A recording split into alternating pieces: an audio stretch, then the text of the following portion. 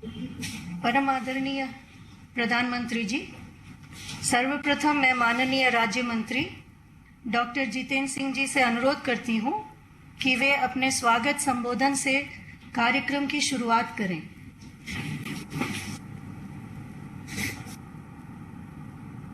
विश्व के सर्वाधिक लोकप्रिय नेता, हम सबके हृदय सम्राट, भारत के तेजस्वी प्रधानमंत्री परम आदरणीय श्री नरेंद्र मोदी जी, हम सब जानते हैं प्रधानमंत्री जी, आपने सदा देश के युवाओं की चिंता की है।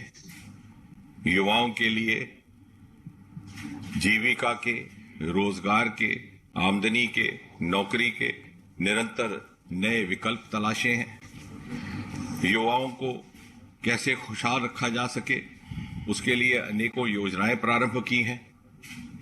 युवा किस प्रकार राष्ट्र निर्माण में अपनी पर्याप्त भूमिका निभा सके, उसके लिए समय समय पर आपने कार्यक्रम तय किए हैं। ये आप ही थे जिन्होंने 2015 में लाल किले से अपने स्वतंत्रता दिवस के संबोधन में आह्वान किया startup India, stand up India, और देखते ही देखते वो एक मुहिम में बदल गया।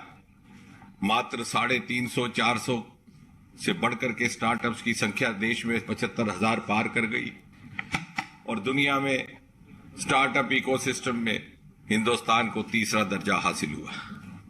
ये आप ही थे जिन्होंने कुछ समय पहले देश की जनता से ये वादा किया था कि आप 10 लाख सरकारी नौकरियां उपलब्ध करवाएंगे। आज एक बार फिर ये बात प्रमाणित होती है कि आप जो कहते हैं वो करते हैं। आप हैं तो सब मुमकिन है। प्रधानमंत्री जी, आज का दिन 22 अक्टूबर 2022 स्वतंत्र भारत के इतिहास का एक ऐतिहासिक दिन है। आपके नेतृत्व में संकल्प से सिद्धि की इस यात्रा में हम एक महत्वपूर्ण पड़ाव पर खड़े हैं, जबकि आप इन 10 लाख नौकरियों की पहली किश्त 75,000 नियुक्ति पत्र जारी करके शुरू करेंगे और एक ही समय में उसी वक्त देश के 50 भिन्न भिन्न स्थानों पर भारत सरकार के मंत्री उपस्थित हैं और साथ ही साथ उनके साथ उपस्थित हैं इन नियुक्ति पत्रों के लाभार्थीगण। इन नियुक्तियों की विशेषता एक ये भी है कि भारत सरकार के लगभग सभी विभागों और मंत्रालयों में ये नियुक्तियां की जा रही हैं। गृह मंत्रालय से रेलवे तक, शहरी विकास से ग्रामीण विकास तक, स्वास्थ्य से शिक्षा तक। दूसरा एक ये भी विशेषता कि इन नियुक्तियों के लाभार्थी देश के लगभग सभी राज्यों और केंद्र शासित प्रदेशों में फैले हुए हैं और साथ ही साथ ये नियुक्तियां लगभग सभी पदों पर, सभी स्तर पर की जा रही हैं, चाहे वो ग्रुप ए हो, ग्रुप बी गेस्टेड हो, ग्रुप बी नॉन गेस्टेड हो या फिर ग्रुप सी हो। बहुत लंबी बात ना करते हुए मैं अपनी बात केवल ये कह करके समाप्त करूंगा कि आपके बटन दबाते ही, जैसे ही ये नियुक्तियां पत्र जारी होते हैं, तो देश भर में 75 लाभार्थी युवाओं को इन नियुक्ति पत्रों के माध्यम से आपका आशीर्वाद प्राप्त होगा और साथ ही साथ हम सब जो कार्मिक विभाग में डीओपीटी डिपार्टमेंट में बैठे हैं, हमारी भी हौसला अफजाई होगी और हम आपसे ये वादा करते हैं, आपको ये वचन देते हैं कि बहुत जल्द हम इन 10 लाख नौकरियों की अगली किश्त लेकर के आपके सामने पुनः उपस्थित होंगे।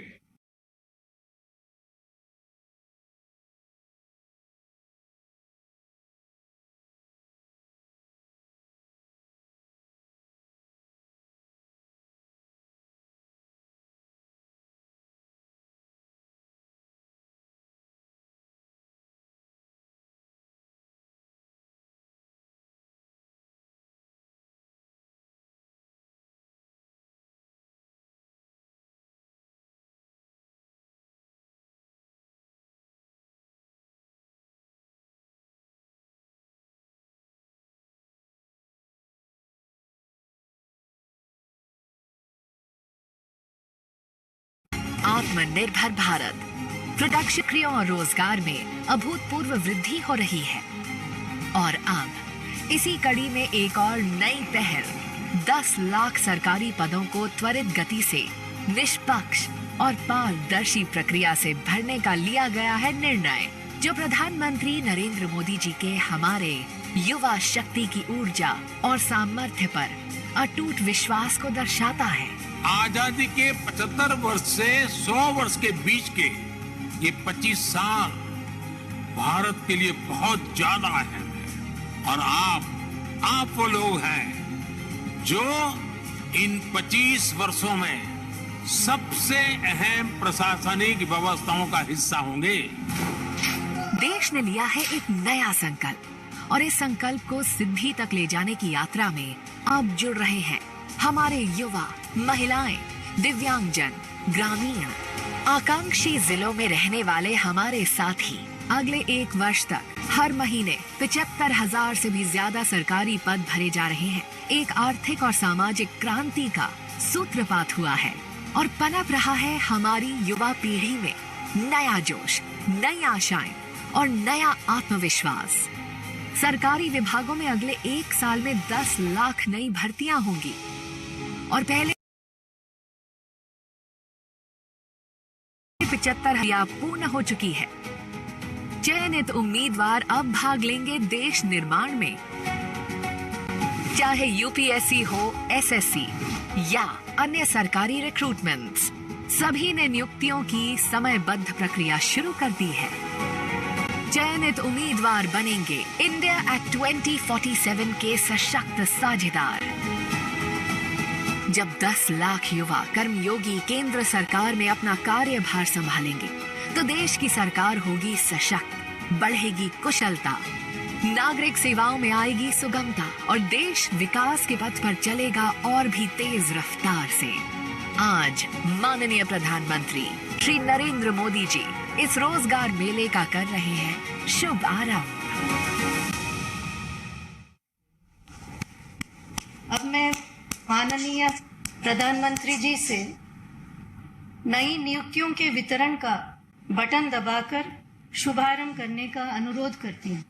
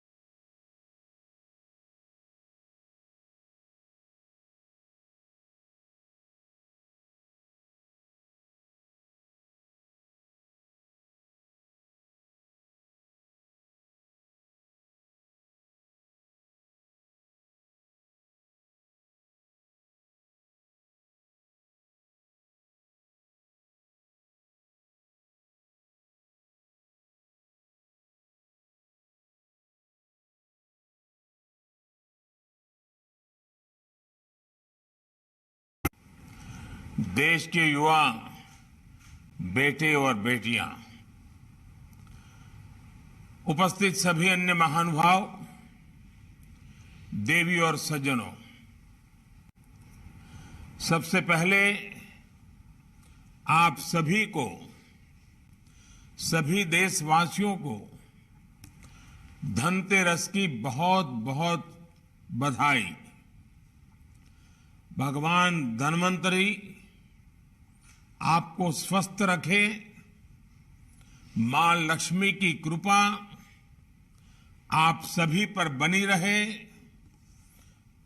मैं परमात्मा से यही कामना करता हूं और मेरा सौभाग्य है कि मैं अभी केदारनाथ बद्रीनाथ यात्रा करके आया हूं और उसके कारण थोड़ा मुझे विलंब भी हो गया और विलंब हो गया इसके लिए भी मैं आप सबकी क्षमा चाहता हूं। साथियों, आज भारत की युवा शक्ति के लिए एक महत्वपूर्ण अवसर है। बीते 8 वर्षों में देश में रोजगार और स्वरोजगार का जो अभियान चल रहा है, आज उसमें एक और कड़ी जुड़ रही है।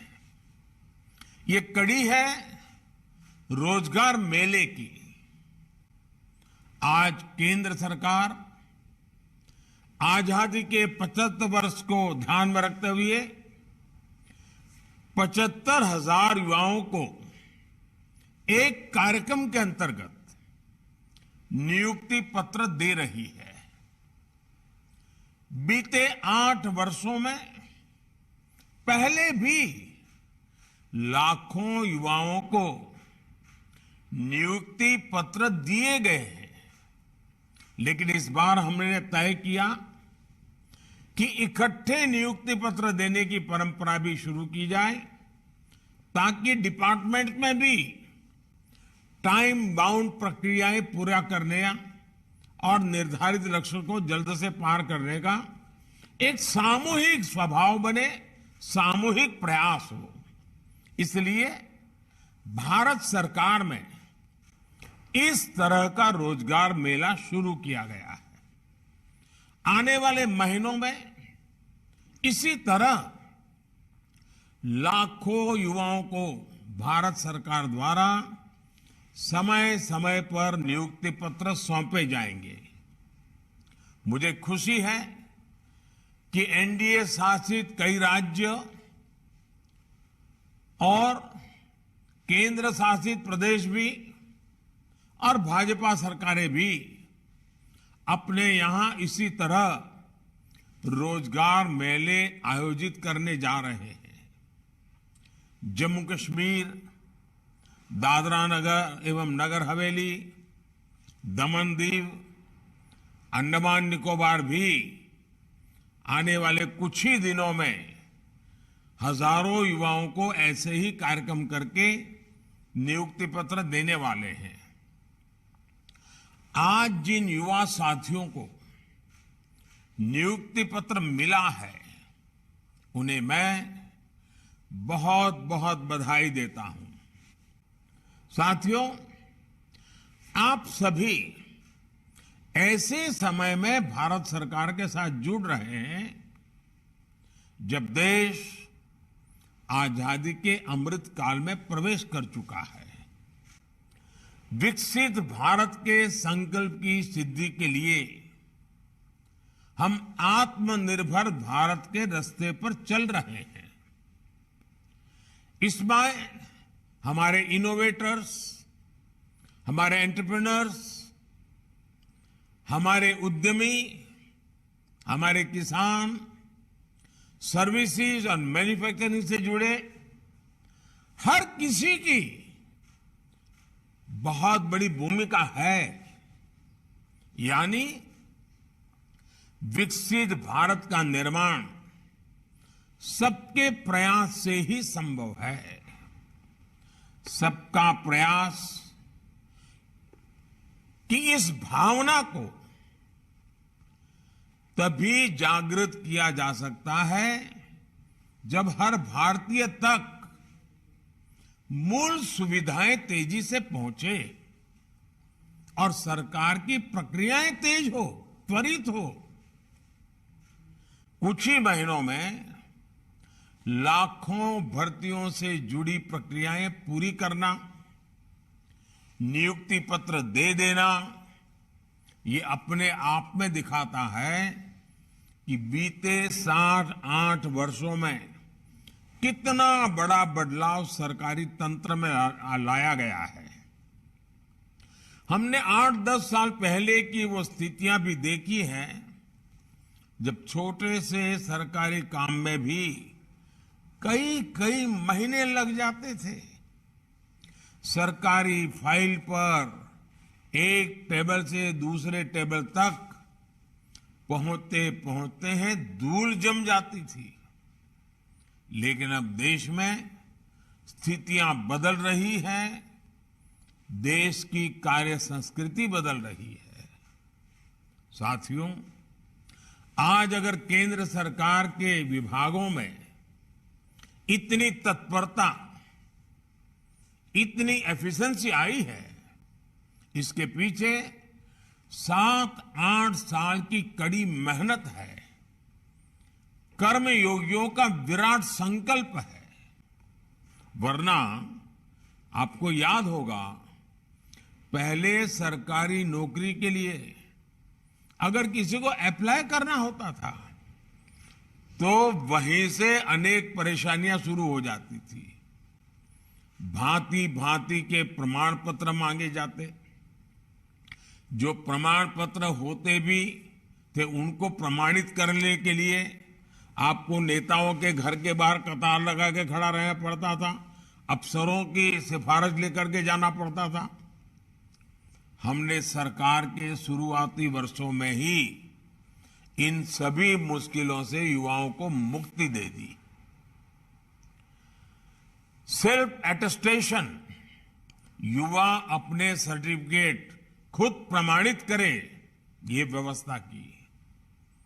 दूसरा बड़ा कदम हमने केंद्र सरकार की ग्रुप सी और ग्रुप डी इन भर्तियों में इंटरव्यू को खत्म करके उन सारे परंपराओं को उठा लिया।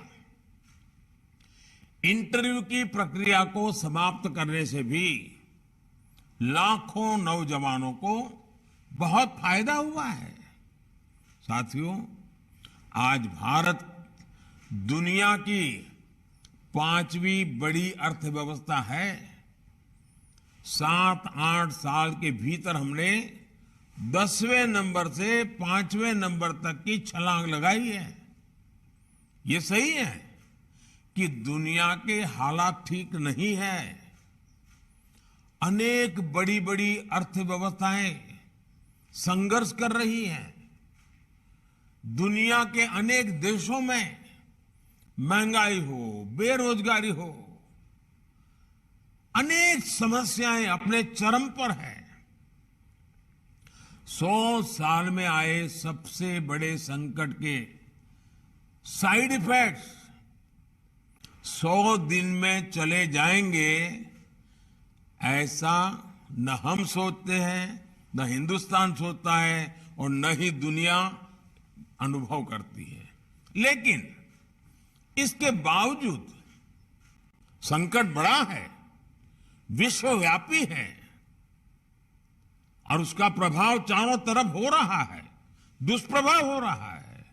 लेकिन इसके बावजूद भारत पूरी मजबूती से लगातार नए नए इनिशिएटिव लेकर के, थोड़ा रिस्क लेकर के भी ये प्रयास कर रहा है कि ये जो दुनिया भर में संकट है उसको से हम हमारे देश को कैसे बचा पाए, इसका दुष्प्रभाव हमारे देश पर कम से कम कैसे हो। बड़ा कसौटी काल है, लेकिन आप सबके आशीर्वाद से, आप सबके सहयोग से अब तक तो हम बच पाए हैं। ये इसलिए संभव हो पा रहा है क्योंकि बीते 8 वर्षों में हमने देश की अर्थव्यवस्था की उन कमियों को दूर किया है जो रुकावटें पैदा करती थी। साथियों, इस देश में ऐसा वातावरण बन रहा है जिसमें खेती की, प्राइवेट सेक्टर की, छोटे और लघु उद्योगों की ताकत बढ़े। ये देश में रोजगार देने वाले सबसे बड़े सेक्टर है। आज हमारा सबसे अधिक बल युवाओं के कौशल के विकास पर है, स्किल डेवलपमेंट पर है। प्रधानमंत्री कौशल विकास योजना के तहत देश के उद्योगों की जरूरतों के हिसाब से युवाओं को ट्रेनिंग देने का एक बहुत बड़ा अभियान चल रहा है। इसके तहत अभी तक 1.25 करोड़ से अधिक युवाओं को स्किल इंडिया अभियान की मदद से ट्रेन किया जा चुका है। इसके लिए देश भर में कौशल विकास केंद्र खोले गए हैं। इन 8 वर्षों में केंद्र सरकार द्वारा उच्च शिक्षा के सैकड़ों नए संस्थान भी बनाए गए हैं। हमने युवाओं के लिए स्पेस सेक्टर खोला है, ड्रोन पॉलिसी को आसान बनाया है ताकि युवाओं के लिए देश भर में ज्यादा से ज्यादा अवसर बढ़े। साथियों, देश में बड़ी संख्या में रोजगार और स्वरोजगार के निर्माण में सबसे बड़ी रुकावट बैंकिंग व्यवस्था तक बहुत सीमित लोगों की पहुंच भी थी।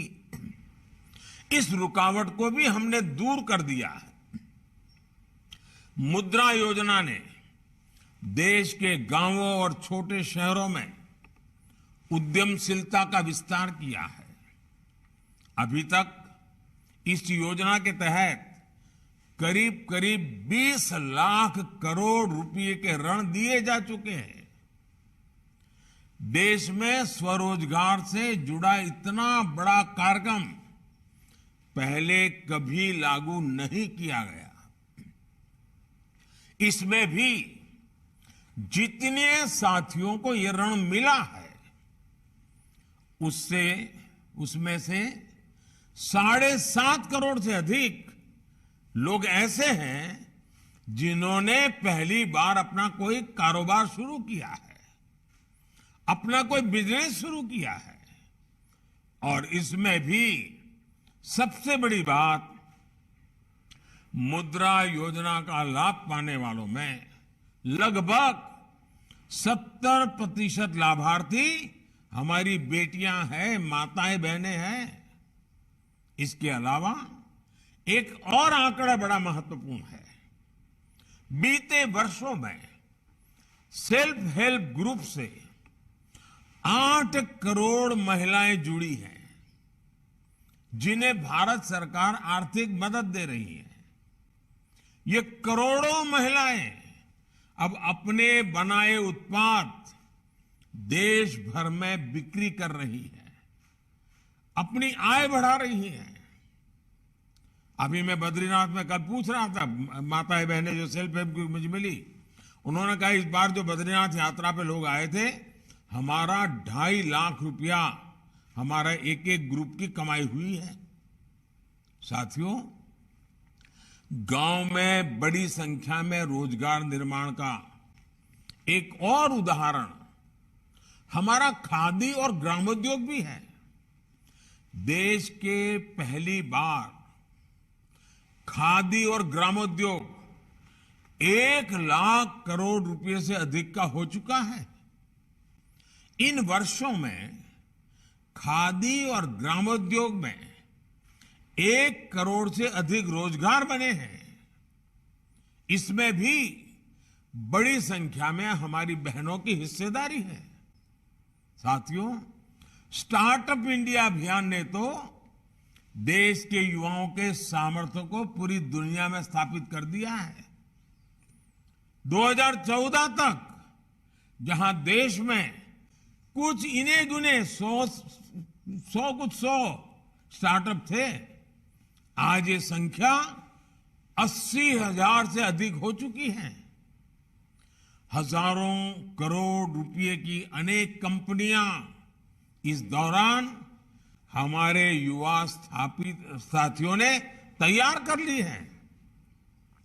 आज देश के इन हजारों स्टार्टअप्स में लाखों युवा काम कर रहे हैं। देश के एमएसएमईज में, छोटे उद्योगों में भी आज करोड़ों लोग काम कर रहे हैं, जिसमें बड़ी संख्या में साथी बीते वर्षों में जुड़े हैं। कोरोना के संकट के दौरान केंद्र सरकार ने एमएसएमईज के लिए जो 3 लाख करोड़ रुपए से ज्यादा की मदद की, उससे करीब 1.5 करोड़ रोजगार जिस पर संकट आया हुआ था वो बच गए।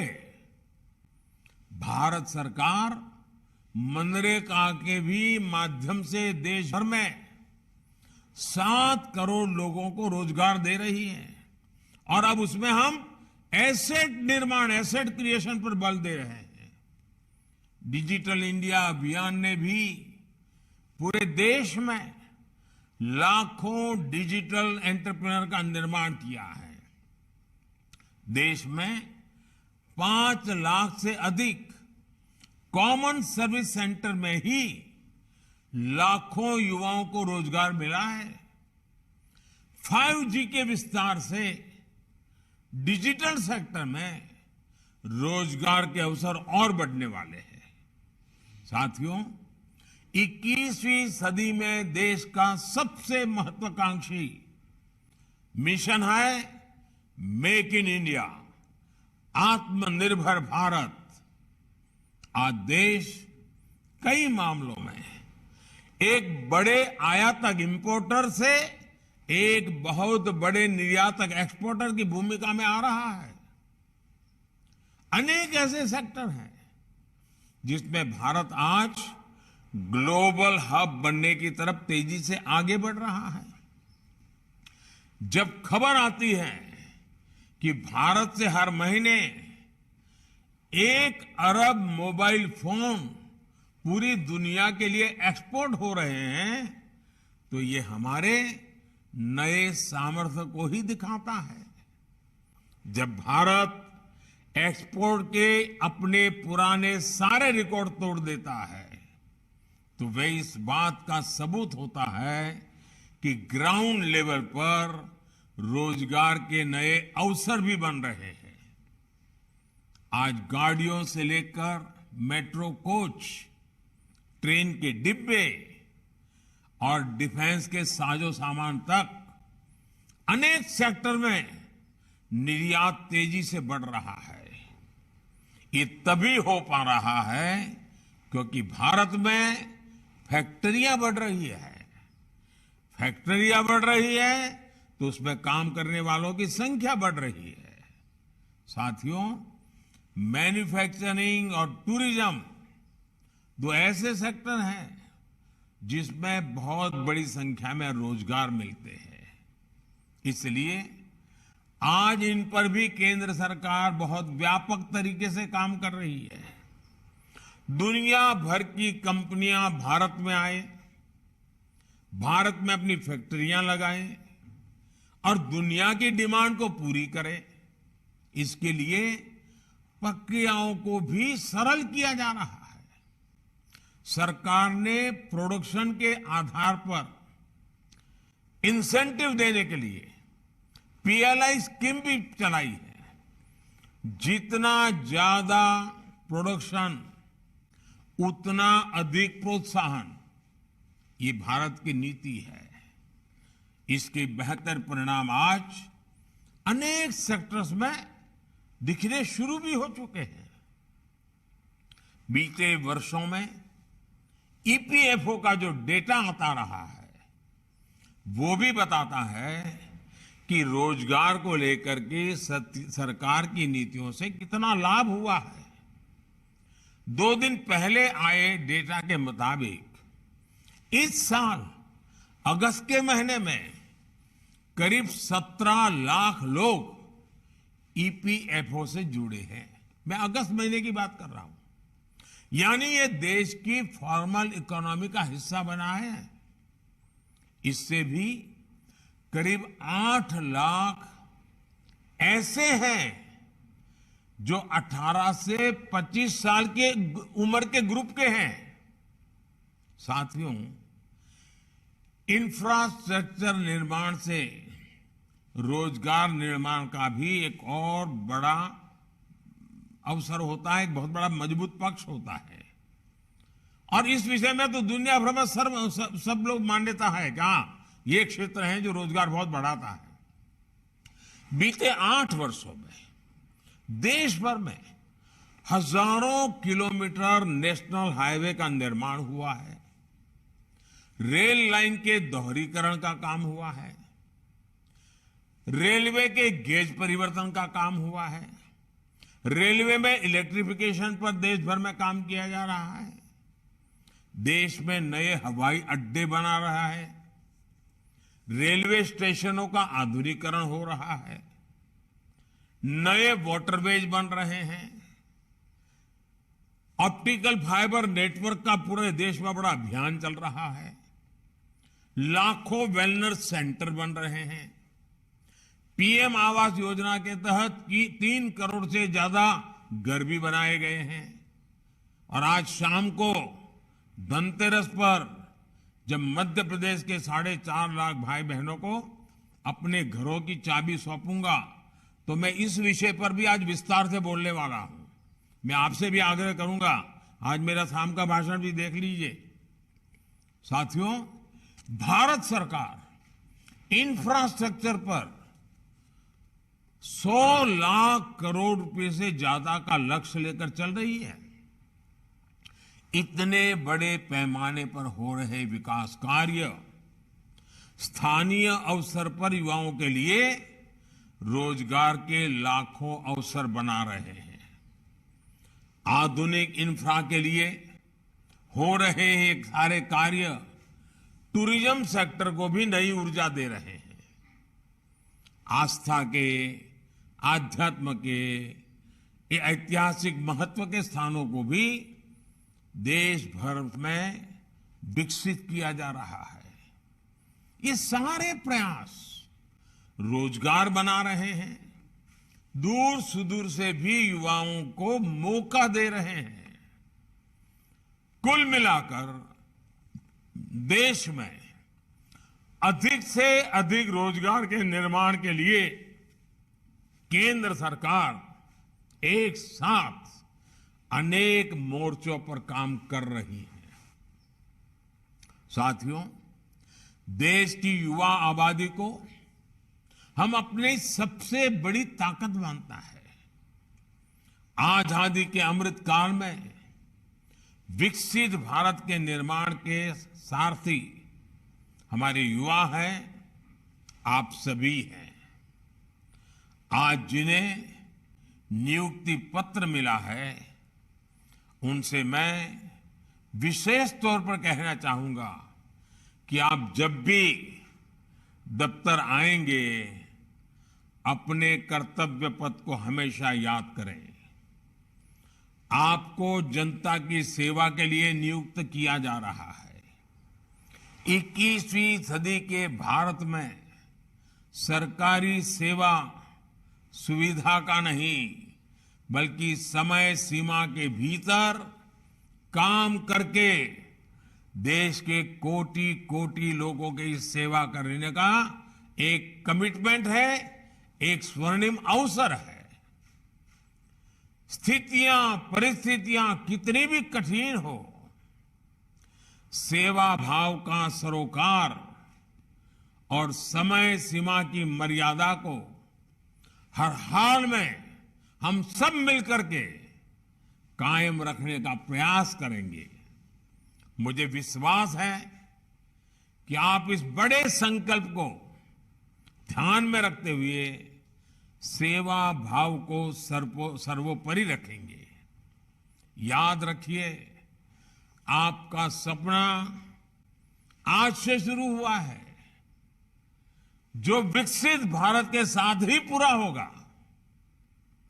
आप सभी को फिर से नियुक्ति पत्र जीवन की एक नई शुरुआत के लिए बहुत बहुत शुभकामनाएं हैं और मुझे विश्वास है कि आप मेरे अनन्य साथी बन करके हम सब मिल करके देश के सामान्य मानवी की आशा आकांक्षाओं को पूरा करने में कोई कमी नहीं रखेंगे।